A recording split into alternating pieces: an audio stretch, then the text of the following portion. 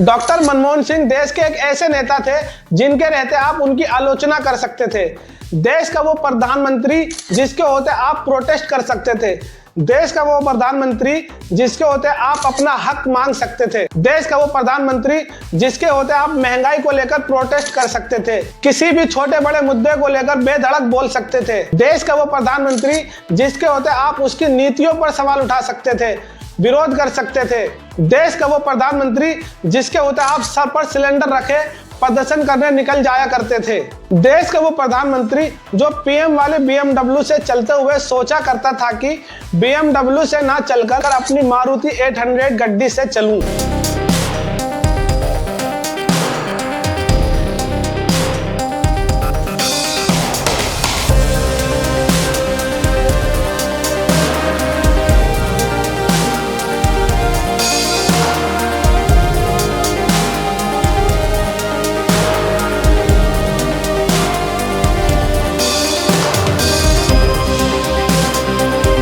दोस्तों, देश के पूर्व प्रधानमंत्री और डॉक्टर मनमोहन सिंह अब हमारे बीच नहीं रहे। गुरुवार रात 9:51 पर एम्स के अस्पताल में इलाज के चलते डॉक्टर मनमोहन सिंह का निधन हो गया। उन्होंने 92 साल की उम्र में आखिरी सांस ली। डॉक्टर मनमोहन सिंह का जन्म 26 सितंबर 1932 में पंजाब के प्रांत गांव के गाह में हुआ। डॉक्टर मनमोहन सिंह को 1947 में भारत के विभाजन के बाद अपना घर बार छोड़ना पड़ा था, जिसके चलते मनमोहन सिंह का परिवार आर्थिक तंगी से भी गुजरता है। उसके बाद डॉक्टर सिंह ने पंजाब, कैम्ब्रिज और ऑक्सफोर्ड यूनिवर्सिटी में पढ़ाई की। इस दौरान मनमोहन सिंह को खुद भी आर्थिक तंगी का सामना करना पड़ा था। उसके बाद दिल्ली स्कूल ऑफ इकोनॉमिक्स में पढ़ाया और पंजाब यूनिवर्सिटी में भी पढ़ाया। डॉक्टर मनमोहन सिंह ने अपने करियर में कई महत्वपूर्ण पदों पर भूमिका निभाई। उनका योगदान शिक्षा, अर्थशास्त्र और राजनीति में बड़े स्तर पर रहा। 1957 में चंडीगढ़ में स्थित पंजाब विश्वविद्यालय में अध्यापक रहे। 1969 में दिल्ली स्कूल ऑफ इकोनॉमिक्स में अंतर्राष्ट्रीय व्यापार के प्रोफेसर रहे। 1971 में वित्त वाणिज्य मंत्रालय में सलाहकार रहे। 1976 में जवाहरलाल नेहरू विश्वविद्यालय JNU से दिल्ली में मानद प्रोफेसर रहे। 1982 में भारतीय रिजर्व बैंक RBI के गवर्नर रहे। 1985 में योजना आयोग के उपाध्यक्ष रहे। 1990 में भारतीय प्रधानमंत्री के आर्थिक सलाहकार रहे। 1991 में नरसिम्हा राव की कांग्रेस सरकार में वित्त मंत्री और असम से राज्यसभा सदस्य निर्वाचित हुए। 1995 में दूसरी बार राज्यसभा के सदस्य बने। 1996 में दिल्ली स्कूल ऑफ इकोनॉमिक्स में मानद प्रोफेसर रहे। 1999 में दक्षिण दिल्ली से लोकसभा चुनाव लड़ा, लेकिन हार गए। 2001 में तीसरी बार राज्यसभा के सदस्य बने और सदन में विपक्ष के नेता रहे। 2004 से 2014 तक भारत के प्रधानमंत्री के रूप में 2 कार्यकाल पूरे किए। डॉक्टर सिंह ने संयुक्त राष्ट्र के लिए भी काम किया।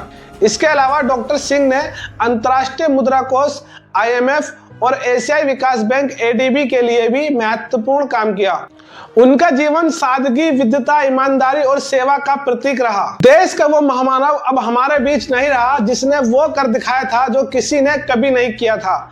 जब अपना देश भयंकर आर्थिक तंगी से गुजर रहा था, तब देश को आर्थिक तंगी से निकालने का जिम्मा उठाया और देश को आर्थिक तंगी से निकालकर भी दिखाया। 1991 में जब भारत गंभीर आर्थिक संकट से गुजर रहा था, उस समय देश के पास विदेशी मुद्रा भंडार लगभग खत्म हो चुका था और भारत के पास सिर्फ 15 दिनों तक के आयात का भुगतान करने के लिए धन बचा था। यह भारत के इतिहास में सबसे कठिन आर्थिक दौरों में से एक था। उस वक्त भारत भारी विदेश कर्ज से दबा हुआ था। देश का भुगतान संतुलन बुरी तरह बिगड़ गया था। तेल और अन्य आवश्यक वस्तुओं का आयात करना मुश्किल हो रहा था।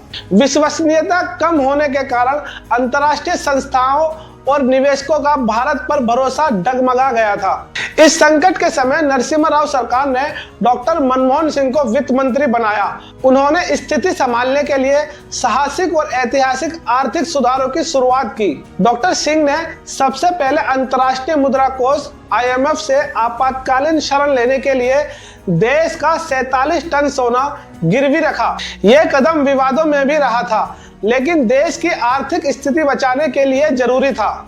डॉक्टर सिंह ने भारत की अर्थव्यवस्था को नियंत्रित सरकारी नीतियों से मुक्त करते हुए उदारीकरण, निजीकरण और वैश्वीकरण का रास्ता अपनाया। विदेशी निवेश को प्रोत्साहित करने के लिए नई नीतियां लागू की गई। आयात निर्यात नीतियों में सुधार किया गया और व्यापार पर कई प्रतिबंध हटाए गए, जैसे लाइसेंस राज को खत्म किया गया। लंबे समय से चली आ रही लाइसेंस परमिट राज प्रणाली, जो व्यवसाय को खोलने और चलाने में बाधा डालती थी, उसको समाप्त किया गया। विदेशी प्रत्यक्ष निवेश FDI को बढ़ावा देने के लिए नीतियां बनाई गई। टैक्स और टैरिफ संरचनाओं को सरल बनाया गया। इस महत्वपूर्ण कदम के चलते आधुनिक भारत के इतिहास में सबसे बड़ी घटनाओं में से एक माना जाता है। यह डॉक्टर सिंह की आर्थिक नीतियों का ही कमाल था, जो 1991 से लेकर 1993 में ही देश का विदेशी मुद्रा भंडार $1 अरब से बढ़कर $10 अरब हो गया। यही नहीं, 1998 में यह $290 अरब तक पहुंच गया। डॉक्टर मनमोहन सिंह के इन सुधारों ने भारतीय अर्थव्यवस्था को एक नई दिशा दी। विदेशी निवेश में बढ़ोतरी हुई, अर्थव्यवस्था में तेजी से विकास हुआ। भारत ने अपने भुगतान संतुलन संकट से उबरकर आर्थिक स्थिरता पाई। उनका यह कदम भारतीय अर्थव्यवस्था के इतिहास का एक टर्निंग पॉइंट माना जाता है। इसे भारत में आर्थिक उदारीकरण और आरंभिक दौर माना जाता है, जिसने देश को वैश्विक अर्थव्यवस्था का हिस्सा बना दिया। डॉक्टर मनमोहन सिंह ने भारत और अमेरिका के बीच ऐतिहासिक परमाणु समझौते पर हस्ताक्षर किए। इस समझौते ने भारत को अंतर्राष्ट्रीय परमाणु व्यापार में शामिल होने का अवसर दिया, जिससे ऊर्जा संकट कम करने में मदद मिली। ये भारत की ऊर्जा सुरक्षा और अंतर्राष्ट्रीय पहचान के लिए महत्वपूर्ण साबित हुआ।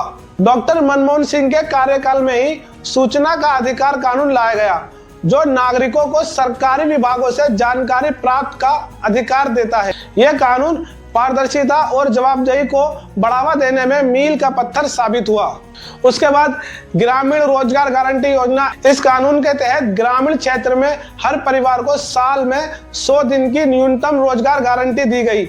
यह भारत में गरीबी और बेरोजगारी कम करने की दिशा में एक बड़ा कदम था। शिक्षा का अधिकार अधिनियम RTE 2009 कानून ला गया। इस कानून ने 6 से 14 वर्ष की आयु के बच्चों के लिए मुफ्त और अनिवार्य शिक्षा को कानूनी अधिकार बनाया, जो स्कूल ड्रॉप आउट दर को कम करने के लिए महत्वपूर्ण था। नेशनल फूड सिक्योरिटी एक्ट 2013, यह कानून उनके कार्यकाल में लागू किया गया। यह कानून गरीब परिवारों को सस्ते दाम पर खाद्य अन्न उपलब्ध कराता है।